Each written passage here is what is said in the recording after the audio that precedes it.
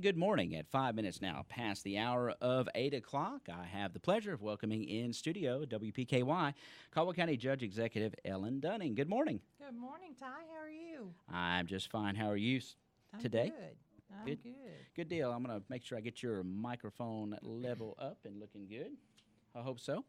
Well, we had a wonderful weekend with the Pennington Festival here in town. How did you make it down? Get to listen to some of it? I know got you were. to listen to some of it. Got to. Wasn't able to get here because we had some family obligations, and then we had a revival going on at our church, Okay. and so or with our church, and so I was at the revival Friday, Saturday, and Sunday night, which was a blessing, and it Yes, was ma'am. good. Had a lot of good singing and preaching and lots of good response. Good deal. Very successful. And just tell us, it's the beginning of June. We're halfway through the year. Can you believe that? Can you believe that? No. That just blows me away that, it didn't seem like any time since Christmas. No. But, one thing that I and the road department were very grateful for was a mild winter. No snow. Yeah. No snow, no ice. We used hardly any salt at all, so we're in good shape for next year to start again on that. And Good deal. I never thought about things like this a few years Right. ago, but the little things are what really are that we don't think about as Sure. a community are what really can make a big difference. No doubt about But it. a mild winter was very good. Of course, we have had lots of rain, and that's caused some issues with our roads and with our, losing trees and Right. cleanup efforts and that. But that's minimal compared to snow and ice and plowing and salting and all Right. that. We Yep. want to keep our community safe, and when we have a little rain, it's usually not to the extent that it is when we have bad weather. Right. And we've been pretty lucky there, too. We've had several rounds of, we've had some severe thunderstorms, but not Right. like, some areas to our south lately and some of the flooding issues that we've had, So Exactly. we've been kind of lucky in that respect as well. We have, the last big rain issue that we had was on July 7th last year, and we did have Right. a lot of issues with that, and even had some FEMA claims, and they have come in and help us. And Some flooding. That's great, yeah, the Yeah. flooding and washing out tiles that you had to look several hundred feet to find the tiles even, that's- and that sort of thing, and you don't think about that, but that's good. We have had a lot of rain, but nothing to that extent. That was the old July gully washer, wasn't it? Exactly. Well, what else do you have going on countywide? Again, we talked off air, and it's kind of quiet right now, Mm-hmm. but there's always something I know that's at least looming on the horizon, and always work to be done. So, Exactly. tell us what you Well, kind of. right now, since we're talking about highway issues and that sort of thing, the road department is very active right now in mowing. We've got that started, and so if they haven't gotten to your road yet, they will. At least the county roads. I noticed that the state's been also doing Right. some mowing on the state highways, but they've been doing. They've started their mowing. They're just doing general road maintenance and that sort of thing. I am working with the state right now to get some work done on some roads that have gotten damaged because of the rains in last July, Okay. and earlier even than that. But heavily traveled road that was caused by that bridge washing out. It was a non-published detour. Okay. In other words, all the locals knew to go that way, and Right. have caused some damage, and looks like we're going to get that repaired. The state's been very gracious in. Where is that? Can you? That's on Red Hill Road, Okay. out off 514 Okay. in the Southern part of the county, Wallonia yeah. part of the area, and hopefully we're going to get that repaired soon.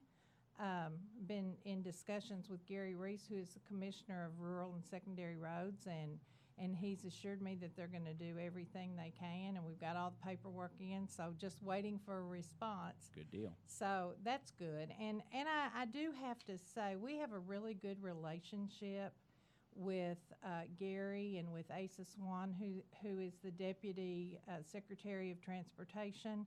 We've made some good friends with them, and that's been very helpful to, they know our problems. Right. And they are very good about listening, and not just listening and going on, but listening and seeing what they can do to help.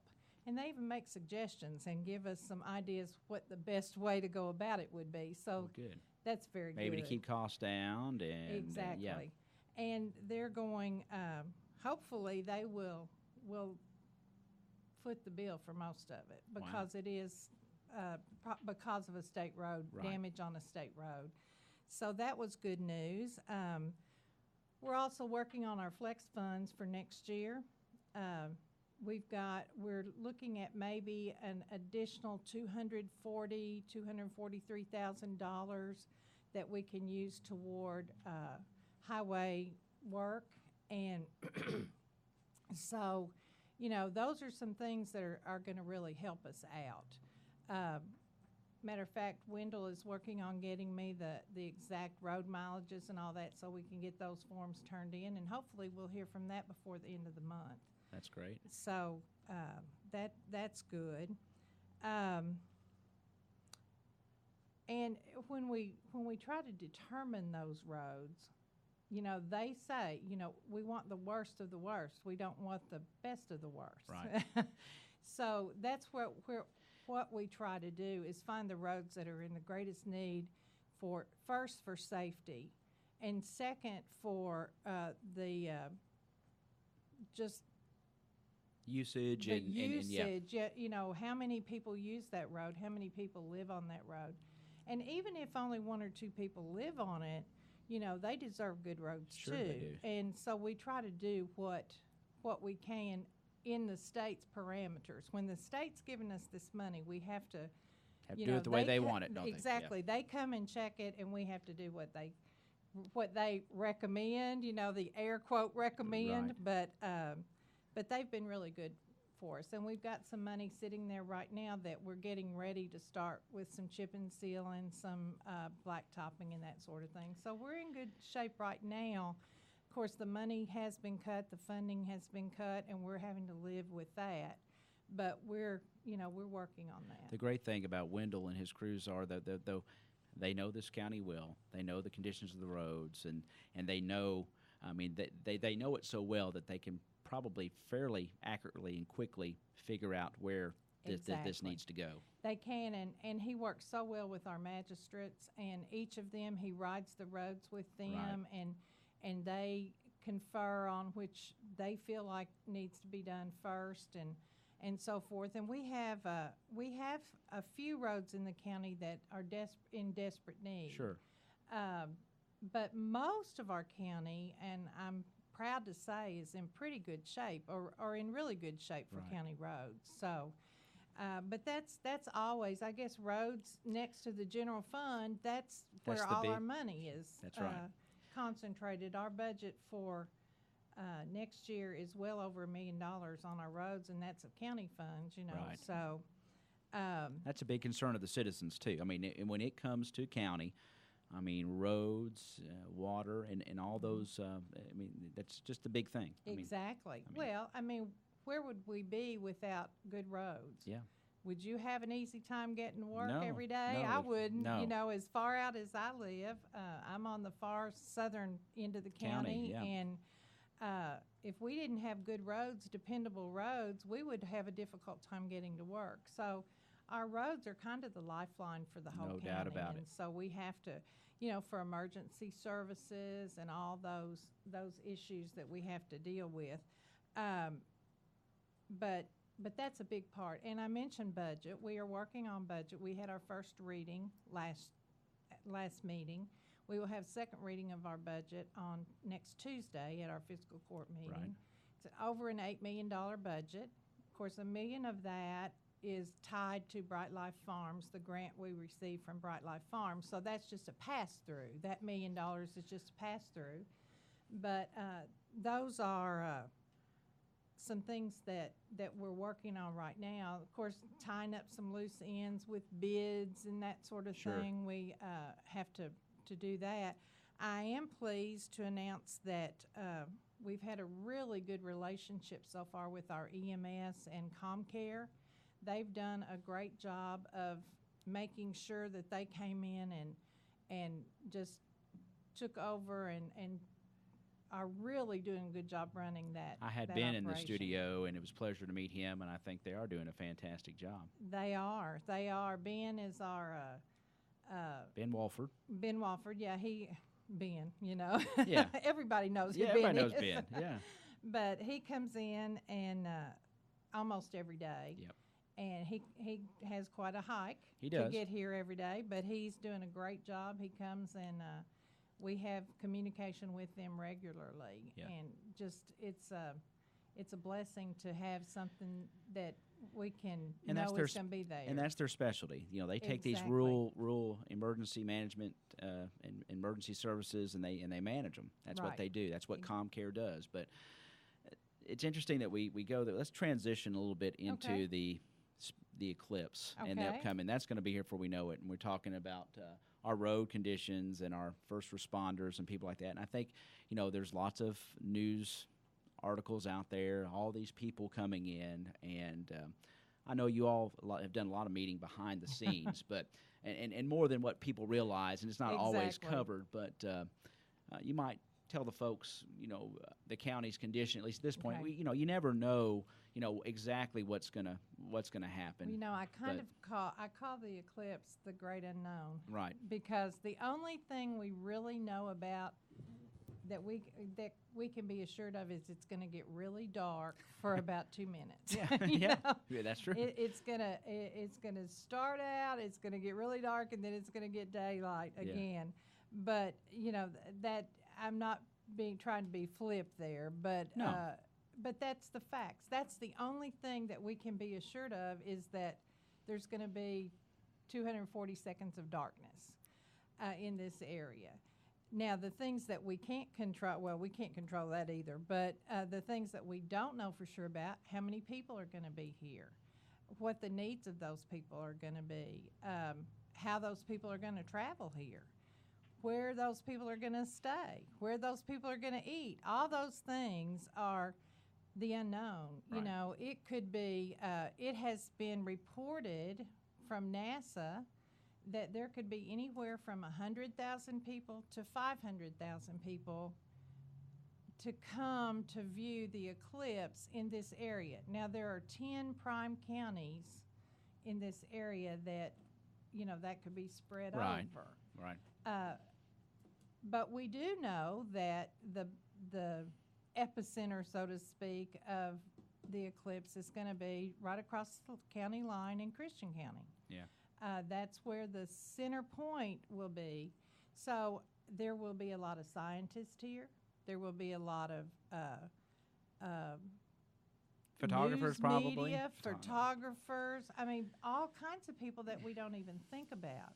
I talked to a good friend of mine who lives in that area, who's also a magistrate in Christian County, and his farm, they've got people from NASA that are going to be there. Sure.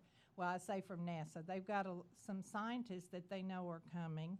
There's even going to be a representative from the Vatican Yeah. in our area, right within Yeah. that area, who is the head scientist for the Vatican. Yeah. Well, there's going to be a lot of VIPs here. Now, how are we going to handle that situation? Knowing that we don't know how many people are going to be here and the needs they're going to have, but we have to be prepared, and I think we have done a really good job so far. Well, when I say we, especially our emergency operations people. Right. And in this county, I've asked Joey McCaslin to head that. Yes. Because he is our EM director, our OEM, and he's done a phenomenal job Yeah. of keeping up with everything. And I think you've spoken I have, yeah. to him, and I'll probably have him in at some point too. Here Right. next. and I think that's a good idea Yeah. because he can give a much better. I've got a big snapshot of it, Right. I do know that we're going to set up an emergency operations center at Pleasant Grove Baptist Church Right. on 91, right before you get to the county line, and they're going to be having probably, and this is all in talking stages, but they'll have an ambulance. They may have a fire truck. They may have, it might have a deputy. I don't know for sure what all is Right. going to be there, but I do know that their communication center is going to be there. Yes. And that's the key thing. 91 could be a mass traffic jam. Could be. And, we don't know those things. Right. Thankfully, all the schools around that I know of have closed schools, so we won't have school buses in the mix of Right. all that. Right. That's what I thought at first. I thought, oh my gosh, trying to get school buses through all this traffic will be a nightmare. But we won't have that. Yeah. We'll have the weekend, and then this happening on Monday, On a Monday. is a good thing, Yes. So, but there will be, I feel assured there will be a lot of people here. Yes. And they will have a lot of different needs. And it's August, and it's hot. So, we're going to could have some health issues such as heat problems, Heat-related heat strokes, issues, yeah. or that sort of thing. So our hospitals and everybody are going to have to be involved. But I am happy to say that I think we are as prepared as we can be at this point. Right. There are some things that you can never prepare for. You can't think of everything, but these meetings that I've been to, I'm amazed at how many things they have thought Right. of. No point in hitting the panic button, though. Oh, no, Yeah. I don't think Yeah. so. I don't think so at And- all. But I think we all need to be prepared. If you don't have to go anywhere that day, you probably need to stay home. Right. If you don't, you probably need to make sure you got a full tank of gas in your car. You probably need to make sure you've got enough milk, bread, and juice at your house, so that you don't have to get out that day if you Right. don't want to, because the eclipse will be seen all over our area very well. Yes. You don't really have to drive we're lucky that we're in the area that you don't have to drive to go see it. That's correct. So, but I think simple preparations and lots of water. And if you are in the midst of a lot of these things, then you need to keep hydrated, because Of course. that's going to be a very important issue too. Definitely. Well, that's good, and I do think just from the meetings and some of the events that I've been involved in, as far as Eclipse, I think our county and our officials are doing a fantastic job in the coordination of all this, and I think Right. that it may not have been as marketed as, say, Hopkinsville. They've started Right. a marketing campaign on this, I think 5 years ago, just about. And everybody says, well, we've been a little slow in coming around, but I think behind the scenes, as far as the services, civil, police, fire, rescue, those kind of things. I mean, there have been talks about this, Right. and they seem that they're on top of it and be prepared for the unknown.